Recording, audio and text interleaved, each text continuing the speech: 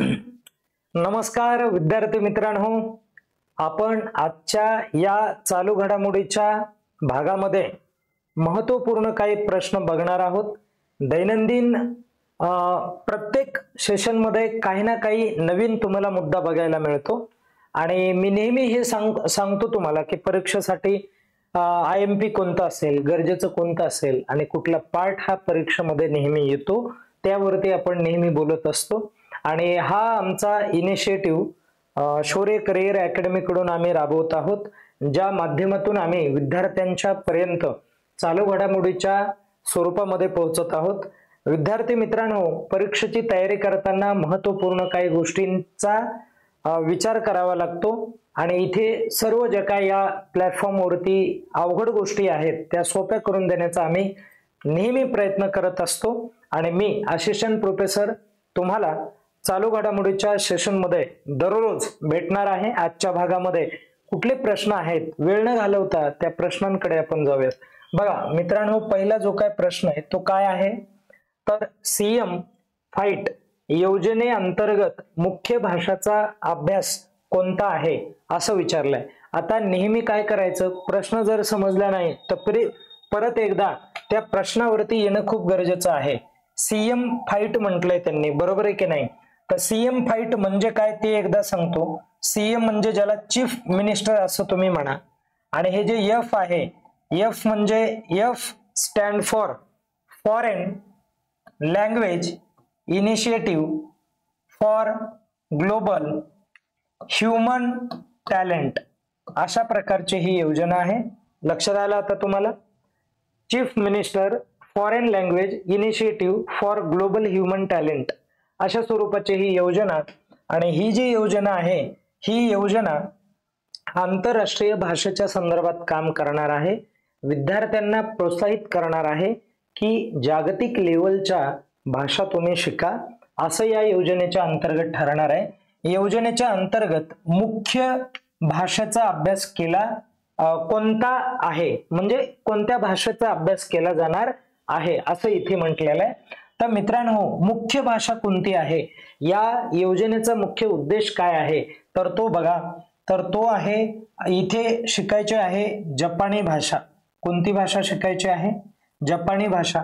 तर विद्यार्थी मित्रांनो, हा जो प्रकल्प आहे किंवा ही जी योजना आहे ही योजना आसाम या राज्याच्या माध्यमातून राबवली जात आहे। ओके, आसाम या राज्याच्या द्वारे या योजनेची आखणी करण्यात आली आहे। ठीक आहे, आता हे कायम लक्षात राहू द्या। तुम्हाला काय केलं जाईल माहितीये का, परीक्षेमध्ये वेगवेगळ्या स्वरूपाचे प्रश्न विचारले जातील। आता इथे काय विचारलं जाईल तुम्हाला की CM फाइट ही जी योजना आहे ही खालीलपैकी कोणत्या राज्याने सुरू केलेली आहे असं विचारलं जाणार आहे। आणि इथं काय आपल्याला मुद्दा समजून घ्यायचा आहे की ही योजना, दुसरा प्रश्न, कोणत्या भाषेशी निगडीत आहे तर जपानी भाषा शिकता येणार आहे। आणि जपानी भाषा शिकण्यासाठी अशा विद्यार्थ्यांना आसामचा रहिवासी असला पाहिजे आणि अशा विद्यार्थ्यांना 1.5 लाखापर्यंत काय केलं जाणार आहे तर 1.5 लाखापर्यंत इथे अनुदान दिलं जाणार आहे किंवा मदत केली जाणार आहे, आर्थिक मदत केली जाणार आहे। बघा किती चांगला इनिशिएटिव्ह आहे किंवा किती चांगली ही योजना आहे। तर अशा स्वरूपाच्या ज्या काही योजना त्या राज्यामध्ये राबवल्या पाहिजेत, जेणेकरून त्या संबंधित विद्यार्थ्यांना मोठा प्रॉफिट होईल। आता या योजनेचा उद्देश काय, का शिकायची बरं? आता लक्षात ठेवा, योजनेमध्ये कोणती भाषा वापरली जाणार आहे, कोणत्या राज्यामध्ये लागू आहे आणि कोणत्या देशाशी संबंधित आहे ही भाषा, तर जपानशी संबंधित आहे। मग एक आपल्याला उद्देश कळायला पाहिजे, जर इथल्या मुलांना जापनीज भाषा आली, त्या भाषेवरती प्रभुत्व निर्माण झालं तर हे मुलं काय करू शकतात तर जपानमध्ये जाऊन स्वतःचा जो काय व्यवसाय आहे किंवा तिथे जाऊन ते नोकऱ्या करू शकतात। तर असा हा जो काय महत्वाचा उद्देश आहे तो तुमच्या समोर येईल। ओके, आता आपण पुढे जाऊयात। नंतरचा प्रश्न बघा काय आहे तर एप्रिल 2015 मध्ये भारतात सरासरी इथेनॉल मिश्रण किती टक्क्यांपर्यंत पोहोचले हे तुम्हाला सांगायचं आहे। लक्षात घ्या, अगोदर एक मुद्दा क्लिअर झाला पाहिजे की हे इथेनॉल काय प्रकार आहे, ही भानगड काय आहे, हा मुद्दा तुमच्या लक्षात येणं गरजेचं आहे। तर मित्रांनो, इथेनॉल म्हणजे काय माहितीये का, तर इथेनॉल म्हणजे असा हा घटक आहे जो पेट्रोलमध्ये मिक्स होतोय बघा, आलं लक्षात, आणि पेट्रोलमध्ये मिक्स केला जात आहे. तर हे 2013-14च्या सुमारास 10% मिक्स केला जायचा. किती टक्के मिक्स केला जायचा इथेनॉल? 10%. नंतर हळूहळू त्याचं जे काय हे आहे रेशो आहे तो वाढत गेला आणि आजच्या घडीला जर विचार केला आपण तर 20% एवढा जो काय इथेनॉल आहे तो यूज केला जातोय किंवा वापरला जातोय. लक्षात आलं? आता तुम्ही म्हणाल की 20% तर पर्यायामध्ये नाहीच. तर मित्रांनो ऍक्च्युअल किती टक्के? तर 20%पेक्षा खाली, पण 20%पेक्षा वरती नाही. वरती म्हणलं की हे 20 कट झालं बघा. लक्षात आलं का? तर ते काय आहे, त्याचं पर्सेंटेज काय आहे? तर 19.7% आहे. तर 20% पर्यंत आपण विचार करू शकतो. लक्षात आलं? 20% पर्यंत हा इथेनॉल आता पेट्रोलमध्ये यूज केला जाणार आहे. आणि हे जे टार्गेट होतं मित्रांनो, हे जे टार्गेट आहे हे 2030 पर्यंत होतं बघा. 2030 पर्यंत आम्ही काय करणार आहोत? शासन म्हटलं की इथेनॉलचं प्रमाण हे 20% करणार आहोत. पण आता विषय असा आहे की आता समजा हे पेट्रोल आहे आणि या पेट्रोलमध्ये जर आपण इथेनॉल जर टाकला तर मग काय होणार आहे बाबा? तर इथेनॉल टाकलं तर त्याचा फायदा सुरुवातीचा हा आहे की आपल्याला बाहेरच्या देशावरून इंधन विकत जास्त घेण्याची गरज पडणार नाही. आपण पेट्रोलच्या बाबतीत बोलतोय. पेट्रोल बाहेरून विकत घ्यायची गरज आहे का जास्त? नाही ना. म्हणून हा मुद्दा जो आहे तो मुद्दा तुमच्या लक्षात असणं गरजेचं आहे. कळतंय सर्वांना? आता आपण काय करूयात, थोडस पुढे जाऊयात, नंतरचा जो काय पार्ट आहे तो बघूयात. बघा लक्षात घ्या, वर्ल्ड्स बेस्ट कन्झ्युमर बँक 2025 किंवा 2025 हा जो पुरस्कार आहे हा पुरस्कार आहे विद्यार्थी मित्रांनो, लक्षात घ्या. आणि हा जो पुरस्कार आहे तो कोणत्या आंतरराष्ट्रीय नियतकालिकाने जाहीर केला? एक आंतरराष्ट्रीय इंटरनॅशनल लेवलचं एक मॅगझिन आहे आणि जे मॅगझिन या संदर्भामध्ये काम करतंय हा मुद्दा आपल्याला कळायला पाहिजे. ओके, आता लक्षात घ्या की ही जी वर्ल्ड्स बेस्ट कन्झ्युमर बँक आहे ही बँक कोणती आहे किंवा कोणत्या बँकेला तो आता पुरस्कार मिळाला हे पण आपल्याला महत्वाचं आहे. पण हा मुद्दा एकदा क्लिअर करा की वर्ल्ड्स बेस्ट कन्झ्युमर बँक हा जो पुरस्कार आहे आंतरराष्ट्रीय नियतकालिकाने जाहीर केलाय. तर त्या नियतकालिकाचं नाव काय? तर त्या नियतकालिकाचं नाव आहे ग्लोबल फायनान्स मॅगझिन नावाचं ते नियतकालिक आहे. लक्षात आलं तुम्हाला? तर हे नियतकालिक तुम्हाला लक्षात ठेवायचं आहे. ग्लोबल म्हणजे ज्याला तुम्ही वैश्विक असं म्हणताय, ओके, जग असं म्हणताय. तर फायनान्स मॅगझिन आहे जे फायनान्सच्या संदर्भामध्ये काम करतं. तर ही जी बँक आहे का, ज्या बँकेला वर्ल्ड्स बेस्ट कन्झ्युमर बँक म्हणून प्राइज मिळाला किंवा पुरस्कार आपण म्हणूयात, अवॉर्ड मिळालेला आहे, तर ती बँक आहे SBI बँक. लक्षात ठेवा मित्रांनो, SBI बँक. आता एक मुद्दा इथे क्लिअर झाला पाहिजे की SBI ही जी बँक आहे ही बँक एकेकाळी, आलं लक्षात, तर ती एकेकाळी इम्पेरियल बँक म्हणून काम करायची किंवा नावच होतं तिचं इम्पेरियल बँक. ओके, तर इम्पेरियल बँकेचं रूपांतर किंवा नामकरण SBI म्हणून ठेवलं, स्टेट बँक ऑफ इंडिया. आणि या स्टेट बँक ऑफ इंडियाची स्थापना ही 1955 ची आहे. कधीची? ही 1955 ची आहे. आणि ही जी बँक आहे ही या बँकेचं मुख्यालय तुम्हाला मुंबईला असलेलं बघायला मिळेल. लक्षात ठेवा, कुठे मुख्यालय, हेडक्वार्टर कुठे? मुंबईला आहे. आणि ही जी बँक आहे ही RBI बँकेची एजंट बँक म्हणून काम करते. मग आता तुम्ही एक लक्षात घ्या की RBIच्या संदर्भामध्ये मला 3 गोष्टी तुम्ही सांगायच्या. पहिली गोष्ट सांगायची, RBIचे गव्हर्नर कोण सध्या मला ते सांगा तुम्ही. आणि दुसरी गोष्ट मला सांगणार तुम्ही काय, तर RBIचं हेडक्वार्टर कुठे ते सांगायचं.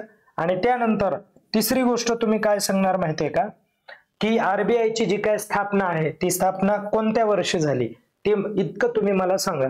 ओके, या गोष्टी आता खूप महत्वाच्या आहेत, या तुम्ही कमेंट केल्याच पाहिजे, म्हणून पटकन मला कमेंट करून तुम्ही सांगा, हे महत्वाचं आहे पोराय हो.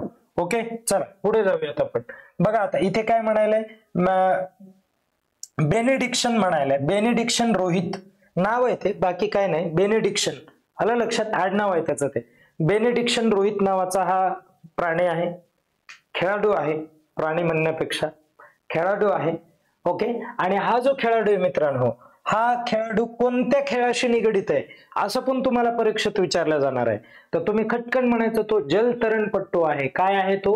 जलतरणपट्टू आहे. लक्षात राहू द्या, जलतरणपट्टू आहे. ओके. मग आता इथे मुद्दा आपल्याला समजून घ्यायचा आहे की पोहण्याच्या स्पर्धामध्ये हा भाग घेतो. तर पोहण्याच्या स्पर्धामध्ये एक बटरफ्लाय नावाचा प्रकार असतो बघा. बटरफ्लाय ते असं पोहावं लागतं त्याला. लक्षात आलं का? बटरफ्लाय म्हणजे काय? असं पाण्यात जायचं वर यायचं, पाण्यात जायचं वर यायचं, हे बटरफ्लाय पोहणं आहे. मग या बटरफ्लाय मध्ये काय झालं माहितीये का मित्रांनो? लक्ष द्या आता, की बटरफ्लाय हे होतं त्याचं जे काय अंतर होतं ते 50 मीटरचं होतं.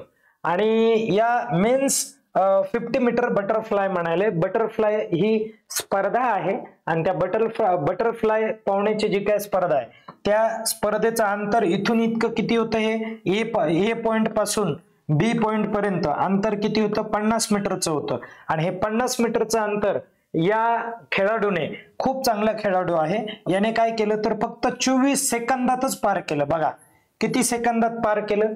24 सेकंदात पार केलं. ते लक्षात ठेवा मित्रांनो. आणि ही स्पर्धा कोणती होती? तर ही स्पर्धा मित्रांनो होती वर्ल्ड युनिव्हर्सिटी. बघा, वर्ल्ड युनिव्हर्सिटी गेम्स नावाची ही स्पर्धा होती. गेम्स. ओके, लक्षात ठेवा. आणि 2025 अशी ही स्पर्धा होती. या स्पर्धेमध्ये डायरेक्ट त्याने विक्रमच केला की 50 मीटर त्याने फक्त 24 सेकंदामध्येच एकदम खतरनाक पावला तो. आणि आता पुढे आपण बघूयात. लक्षात घ्या आता इथे एक मित्रांनो हा एक कायदा आहे बघा, ज्या कायद्याला जिनियस ऍक्ट असं म्हणतात. काय म्हणतात? ज्याला जिनियस ऍक्ट म्हणतात. खूप खतरनाक, समजून घेऊ. जिनियस ऍक्ट म्हणजे काय माहितीये का? तर जिनियस ऍक्ट म्हणजे समजून घ्या, जी म्हणजे काय तर गेनिंग म्हणजे देणे. Gaining education and new insight under student.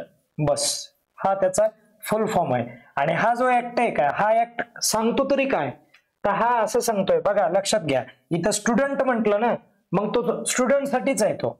आणि म्हणजे जे स्टुडंट आहेत, ज्या स्टुडंटला जे इकॉनॉमिकली विकत, कशा आहेत?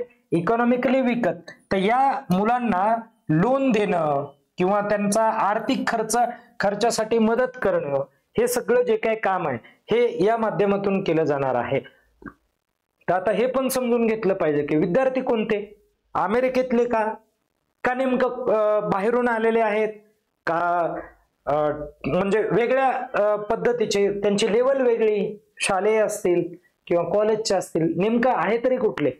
तर हा समजून घ्या मुद्दा. तर मित्रांनो, अमेरिका हा जो देश आहे, या देशामध्ये जगातून लोक जातात आणि काही लोक तिथे कायमस्वरूपी राहतात, डायरेक्ट तिथलं नागरिकत्व स्वीकारतात.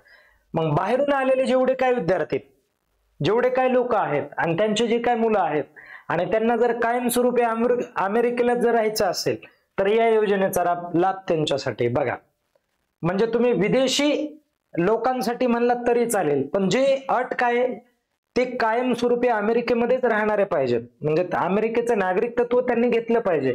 म्हणजे अशा लोकांसाठी ही अमेरिका काय करायली, तर ही योजना अमेरिकेने लागू केली. बरोबर आहे की नाही? नाही तर बस अमेरिका या योजनेचा लाभ द्यायली, लोन द्यायली आणि ते लोक शिकायलेत, ते पोरं, आणि पुन्हा भारतात यायलेत किंवा त्यांच्या वेगवेगळ्या देशांमध्ये जायलेत, तर अमेरिकेला काय फायदा होणार आहे? हा महत्वाचा मुद्दा आहे. पुढे बघा, आता G7 नावाची एक संस्था आहे, इंटरनॅशनल ऑर्गनायझेशन आहे. आणि ही जी G7 आहे का, ही G7 काय करते तर हा एक व्यापारी ग्रुप आहे बघा. आणि खूप एकदम तगड्या देशांचा हा ग्रुप आहे. म्हणजे जे राष्ट्र महासत्तात एकदम कचून पैसा आहे, अशा राष्ट्राचा हा ग्रुप आहे डायरेक्ट. आणि एकदम खतरनाक काम आहे या राष्ट्रांचं. हे काय करतात तर हे व्यापाराच्या संदर्भामध्ये काम करतात. व्यापार वेगवेगळ्या देशाबरोबर कशा पद्धतीने करायचा, काय करायचं, या संदर्भामध्ये पावलं उचलली जातात. मग मित्रांनो, एक समजून घ्या की ही जी G7 नावाची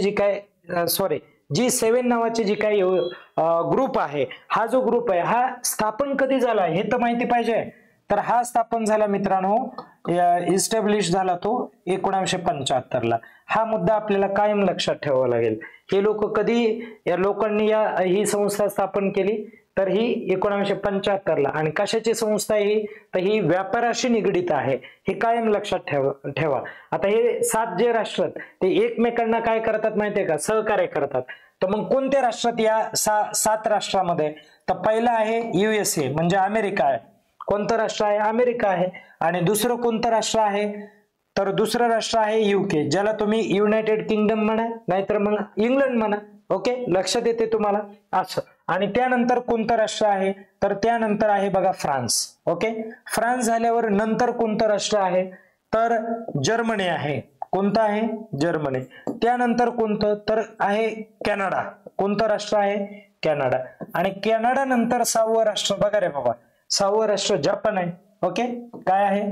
जपान आहे. आणि 7वं राष्ट्र कोणतं आहे? तर इटली. कोणतं राष्ट्र आहे? इटली आहे. तर असे हे 7 राष्ट्र या G7 मध्ये आहेत.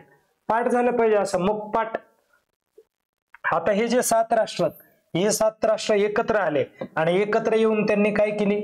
G7. G म्हणजे काय? ग्लोबल. ग्लोबल म्हणजे काय? विश्वामध्ये डायरेक्ट आम्ही आहोत. ही आमची संस्था आहे. ग्लोबल हे आहे ती G7 त्याला म्हटलंय. मग आता या G7 चं ऑब्झर्वेशन कोण करतं? हे पण महत्वाचं आहे ना, ऑब्झर्वेशन. तर ऑब्झर्वेशन करणारी कंट्री किंवा ऑर्गनायझेशन कोणती? ऑर्गनायझेशन. ठीक आहे, ऑब्झर्वेशन करणारी ऑर्गनायझेशन आहे युनायटेड, किंवा याला आपण काय म्हणूयात? युरोपियन युनियन आहे. बघा काय आहे? युरोपियन युनियन आहे. लक्षात राहू द्या. कोणती संस्था आहे ती? European union. आणि ही युरोपियन युनियन जी संस्था आहे, ही संस्था काय करते? तर यांच्यावरती लक्ष ठेवते. आलं लक्षात? युरोपियन संघ म्हणा त्याला. आणि मग लक्षात ठेवा मित्रांनो की G7च्या सदस्य राष्ट्रांपैकी कोणत्या देशाने 2025 मध्ये पॅलेस्टाईन नावाचा देश आहे का, या देशाला जागतिक पातळीवरती राष्ट्र म्हणून मान्यताच नव्हती. राष्ट्र म्हणून मान्यताच नव्हती, तर पॅलेस्टाईनला राज्य म्हणून मान्यता दिली. तर हा एक महत्वाचा मुद्दा आहे मित्रांनो. मी इथं राज्य शब्द टाकलाय बघा. तर जागतिक लेवलला काय केलं जातं माहितीये का? राष्ट्र आणि राज्य ही संकल्पना सिमिलर वापरली जाते, समान अर्थाने वापरले जाते. म्हणून याला राज्य पण म्हणू शकता, नाही तर राष्ट्र पण म्हणू शकता. ओके, असं. आता लक्षात ठेवा मित्रांनो की G7 च्या सदस्य राष्ट्रांपैकी कोणत्या देशाने 2025 मध्ये पॅलेस्टाईनला राज्य म्हणून मान्यता दिली किंवा राष्ट्र म्हणून मान्यता दिली? तर तो देश आहे फ्रान्स. कोणता देश आहे? फ्रान्स. ओके, लक्षात ठेवा. आणि ही जी G7 संस्था आहे ही पण फ्रान्स मध्येच स्थापन झाली होती बघा. ओके, लक्षात राहील सर्वांना. आता नंतर काय झालं माहितीये का की फ्रान्स काय म्हणालाय की जगामध्ये पॅलेस्टाईन ही एक राष्ट्र आहे आणि याला विरोध करायला इस्रायल देश. लक्षात ठेवा, कारण इस्रायल आणि पॅलेस्टाईन या दोघांचं जमत नाहीये, वाकडं आहे या दोघांचं, वाद आहेत या दोघांचे. ओके, इथपर्यंत कळालं का तुम्हाला? बघा, आपल्या या चॅनलला एकदम खतरनाक काम होतं रे, तुम्ही फक्त लक्ष देत जा. एवढं कळालं का सर्वांना? असा हा पार्ट आहे. आणि मग त्यानंतर एक मुद्दा समजून घ्यावा लागेल की ही मान्यता मिळाली, राष्ट्र म्हणून दिली यांनी मानांकन, पण नेमकं कुठे दिलं? तर युनायटेड नेशन मध्ये, तर असेंब्ली हॉल मध्ये दिलं. लक्षात ठेवा. बघा आता पुढे जाऊयात, नंतरचा प्रश्न. तर आता बघा, तर ऍड फाल्सी, बघा ऍड फाल्सी वॅक्स नावाची ही एक लस आहे किंवा वॅक्सिन आहे. आणि ही कोणत्या परजीवीच्या विरोधात प्रभावी आहे? म्हणजे कुणाच्या विरोधात काम करते? कोणत्या परजीवीच्या विरोधात काम करते? तर ती काम करणार आहे प्लाझ्मोडियम फॅल्सीपेरम. लक्षात आलं का? तर या परजीवीच्या विरोधामध्ये काम करणार आहे. आणि ही लस कोणत्या रोगाची आहे? तर मलेरियाची आहे. कशाची ही लस? मलेरिया नावाची रोगाची ती लस आहे. लक्षात राहू द्या. आलं लक्षात? असं. म्हणून हे पण खूप महत्वाचं ठरेल. बघा नंतरचा प्रश्न बघा, खालीलपैकी संसद रत्न पुरस्कार 2025 प्राप्त करणाऱ्या महिला खासदार कोणत्या आहेत किंवा कोण आहेत? तर या तिन्ही पण खासदार आहेत. म्हणून आपलं उत्तर काय होणार आहे? वरील पैकी सर्व किंवा वरील सर्व. तर सुप्रिया सुळे, वर्षा गायकवाड, स्मिता उदय वाघ या सर्व महिला आहेत. आणि एक शेवटचा प्रश्न आहे मित्रांनो, काय आहे बघा, वर्ल्ड्स लार्जेस्ट ग्रेन म्हणायला आहे. ग्रेन म्हणजे काय माहितीये का? धान्य. लक्षात ठेवा, ग्रेन स्टोरेज, स्टोरेज म्हणजे साठवणूक. आणि बघा वर्ल्ड्स लार्जेस्ट, जगामध्ये सर्वात मोठं, तर world's largest grain storage plane plan in cooperative sector, आणि कोऑपरेटिव्ह म्हणजे सहकारी. तर सहकारी क्षेत्रामध्ये जगातलं सर्वात मोठं धान्याची साठवणूक करणारं जे काय ठिकाण आहे किंवा ही जी योजना आहे, हा जो प्लॅन आहे, ही एक योजना आहे. तर ही धान्य साठवण्याची योजना कोणत्या देशाने अंमलात आणली? तर भारताने आणली. आता लक्षात ठेवा, याचा खूप फायदा आहे. भविष्यामध्ये वेगवेगळ्या प्रकारच्या सेक्टरसाठी कामाला येईल. दुष्काळ पडला, वापरलं हे धान्य. आलं लक्षात? कुणाकडे हात पसरायची गरज नाही. म्हणून हा चांगला भाग आहे. तर अशा पद्धतीचे आजचे जे काही प्रश्न आहेत हे खूप महत्वपूर्ण असलेले तुमच्या निदर्शनास येतील, परीक्षेसाठी गरजेचे आहेत. त्यासाठी आपल्या चॅनलला सबस्क्राईब, लाईक आणि कमेंट पण करा जरा. आलं लक्षात? आणि लोकांना जास्तीत जास्त हा व्हिडिओ शेअर करा. ठीक आहे, धन्यवाद. या ठिकाणी आपण थांबूया. थँक्यू.